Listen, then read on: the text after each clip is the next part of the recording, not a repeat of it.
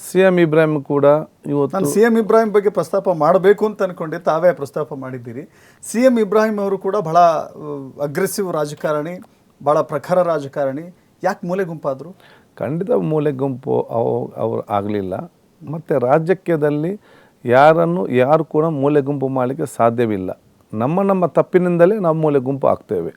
ಅವರ ತಪ್ಪು ಹೆಜ್ಜೆ ನೀವು ಕಂಡುಕೊಂಡ ಹಾಗೆ ನೋಡಿ, ಈಗ 1980ರಲ್ಲಿ 46 ವರ್ಷಗಳ ಹಿಂದೆ 46 ಇಯರ್ಸ್ ಬ್ಯಾಕ್ ಇದರಲ್ಲಿ ಅವರು ರಾಜ್ಯದ ದೊಡ್ಡ ಒಂದು ಮಂತ್ರಿ ಆಗಿದ್ದರು.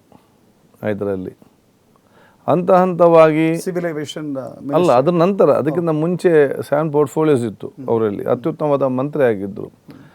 ಹಂತವಾಗಿ ಇವತ್ತು ತನಕ ಅವ್ರು ಬರ್ತಿದ್ರೆ ಇವತ್ತು ಮುಖ್ಯಮಂತ್ರಿಯ ಕಾಲಬುಡದಲ್ಲಿ ಬಂದು ನಿಲ್ತಿತ್ತು. ಇದರಲ್ಲಿ ಕೆಲವೊಂದು ವಿಚಾರ, ಕೆಲವು ಸನ್ನಿವೇಶ ಅಲ್ಲಿ ಇವತ್ತು ಎಡವಟ್ಟಾಗುವಂಥ ವಿಚಾರ ಇವತ್ತು ಆಗಿದೆ. ನನಗೆ ಅತ್ಯಂತ ಗೌರವ ಇದೆ. ಉತ್ತಮವಾದ ವಾಗ್ಮಿ, ನಾಯಕತ್ವ, ದೂರದರ್ಶಿತ್ವ, ಮುಖಂಡತ್ವ. ಕೆಲವೊಂದು ಸಂದರ್ಭದಲ್ಲಿ, ರಾಜಕೀಯದ ಒಂದು ಸಂದರ್ಭದಲ್ಲಿ ಕೆಲವು ತೀರ್ಮಾನಗಳು ನಮ್ಮನ್ನು ಹಿಂದಕ್ಕೆ ತಗೊಂಡು ಹೋಗ್ತದೆ. ನಾವು 10 ಹೆಜ್ಜೆ ಮುಂದೆ ಇಟ್ಟು ಒಂದು ಹೆಚ್ಚು ಸಣ್ಣ ತಪ್ಪು ಮಾಡಿದರೆ ಮತ್ತೆ 4 ಹೆಜ್ಜೆ ನಾವು ಹಿಂದೆ ಹೋಗ್ತೇವೆ. ಆದಾಗ ನಾವು ಪ್ರತಿಯೊಂದು ಹೆಜ್ಜೆಯೂ ಕೂಡ ಭಾಳ ಜಾಗೃತ ಹೆಜ್ಜೆ ಅದು ರಾಜಕೀಯದಲ್ಲಿ ನಮಗೆ ಬರಬೇಕು.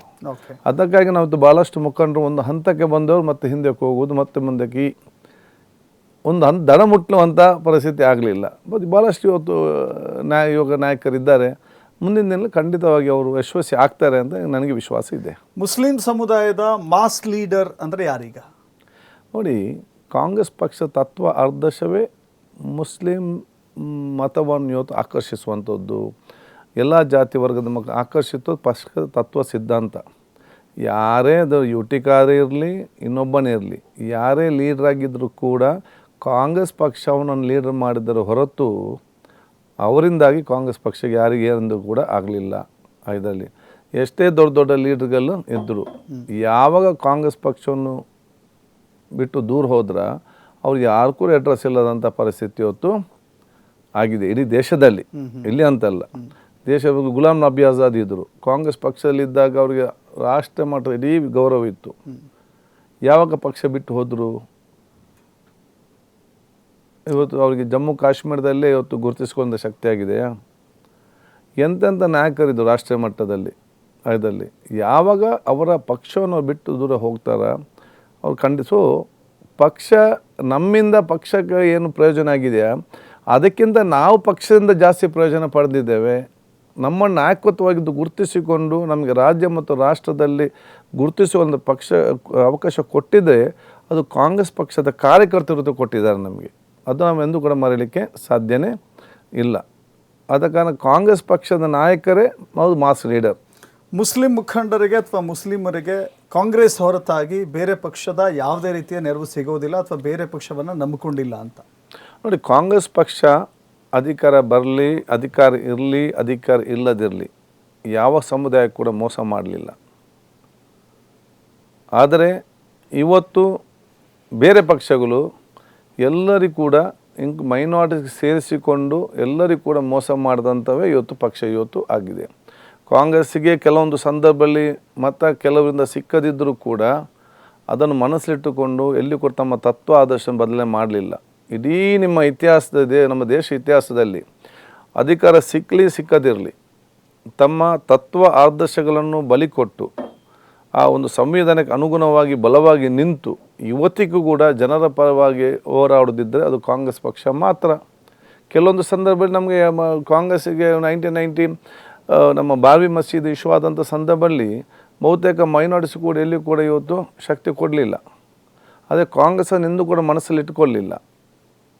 ಮತ್ತೆ ಅವರ ಪರವಾಗಿ ಹೋರಾಟ ಮಾಡಿಕೊಂಡು ಮತ್ತೆ ಬಂದು ಮತ್ತೆ ಅವಕಾಶ ಕೊಟ್ಟು ಮತ್ತೆ ಇವತ್ತಿಗೂ ನಾವು ಕಾಣ್ತಾ ಇರ್ತಿದ್ದೇವೆ. ಕಾಂಗ್ರೆಸ್ ಸರ್ಕಾರ ಇದ್ದಂಥ ಸಂದರ್ಭದಲ್ಲಿ ಅದು ಹಿಂದಿನ 13ರಿಂದ 18 ಇರುವ ಸಂದರ್ಭದಲ್ಲಿ ಸನ್ಮಾನ್ಯ ಮುಖ್ಯಮಂತ್ರಿ ಸಿದ್ದರಾಮಯ್ಯನವರು, ತದನಂತರ ಮೊನ್ನೆ ಅವಧಿಯಲ್ಲಿ ಪ್ರಥಮ ಅವಧಿಯಲ್ಲಿ ಸಿದ್ದರಾಮಯ್ಯ ಸರ್ಕಾರ, ಈಗ ಡಿ.ಕೆ. ಶಿವಕುಮಾರ್ ಅವರ ಸರ್ಕಾರದಲ್ಲಿ ಅಲ್ಪಸಂಖ್ಯಾತರು, ದಲಿತರು, ಹಿಂದುಳಿದವರು, ಎಲ್ಲ ಜಾತಿ ವರ್ಗದವರು ಎಲ್ಲರೂ ಕೂಡ ಸೇರಿದಂತೆ ಎಷ್ಟು ನೆಮ್ಮದಿಯಿಂದ ಜೀವನ ಮಾಡ್ತಾರೆ. ಮುಸ್ಲಿಂ ಲೀಡರ್ ಅಂತ ಹೇಳಿದ್ರೆ, ಮಾಸ್ ಲೀಡರ್ ಅಂತ ಹೇಳಿದ್ರೆ ಯಾರು ನಿಮ್ಮ ಪ್ರಕಾರ?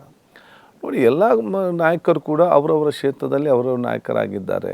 ಯಾರ ಬಹುಶಃ ಇವತ್ತು ನಮ್ಮ ಎಲ್ಲ ರೀತಿ ನೀವು ನೋಡಿದ್ರೆ ಗುಲ್ಬರ್ಗಿಂದ ಹಿಡಿದು ಇಲ್ಲಿಯ ತನಕ ಕೂಡ ನೋಡಿದರೆ ಎಲ್ಲ ಅವರವರ ಹಂತದಲ್ಲಿ ಅವರವರೇ ಇವತ್ತು ನಾಯಕರಾಗಿದ್ದಾರೆ. ಅದಕ್ಕೆ ಎಲ್ಲರಿಗೂ ಅದು ಜಮೀರ್ ಅಹಮದ್ನ ಹಿಡಿದು, ತನ್ವೀರ್ ಸೇಠಿಂದ ಹಿಡಿದು, ರಿಜ್ವಾನ್ ಅರ್ಷದಿಂದ ಹಿಡಿದು, ಎನ್.ಎ. ಆರಿಸಿಂದ ಹಿಡಿದು, ನಮ್ಮ ಆಸಿಫ್ ಸೇಠಿಂದ ಹಿಡಿದು, ಸಲೀಂ ಅಹಮದ್ರವರು, ಬಹುಶಃ ಖನಿಜಾ ಫಾತಿಮಾರವರು, ಎಲ್ಲರಿಗೂ ಯಾಸಿರ್ ಪಠಾಣ್ ಯುವ ನಾಯಕರಾಗಿ ಎಲ್ಲರೂ ಕೂಡ ಅವ್ರದ್ದು ಕೊಟ್ಟು ಅವ್ರದ್ದು ಸ್ಟ್ರೆಂತ್ ಇದೆ, ಅವ್ರದ್ದು ಅಭಿಮಾನಿಗಳಿದ್ದಾರೆ.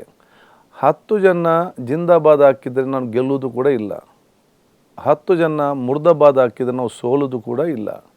There are silent voters. ಅವ್ರಿಗೆ ವೋಟ್ ಮಾಡಿ ಕೆಲಸಕ್ಕೆ ಹೋಗ್ತಾರೆ. ಅವರ ಮನಸ್ಸನ್ನು ಯಾರು ಗೆಲ್ತಾರೆ ಅವ್ರ ಮಾತ್ರ ಗೆಲ್ಲಲಿಕ್ಕೆ ಸಾಧ್ಯವಾಗ್ತದೆ. ಜೈಕಾರ ಹಾಕಿ ಒಬ್ಬ ವ್ಯಕ್ತಿಯನ್ನ ಮುಸ್ಲಿಂ ಲೀಡರ್ ಅಂತ ಬಿಂಬಿಸಲಾಗ್ತಾ ಇದೆಯಾ? ಹಾಗಾದ್ರೆ ಖಂಡಿತವಾಗಿಯೂ ಇಲ್ಲ. ಯಾರನ್ನು ಕೂಡ ಆ ರೀತಿ ಜೈಕಾರ ಎಲ್ಲಿ ಕೂಡ ಆಗಲಿಲ್ಲ.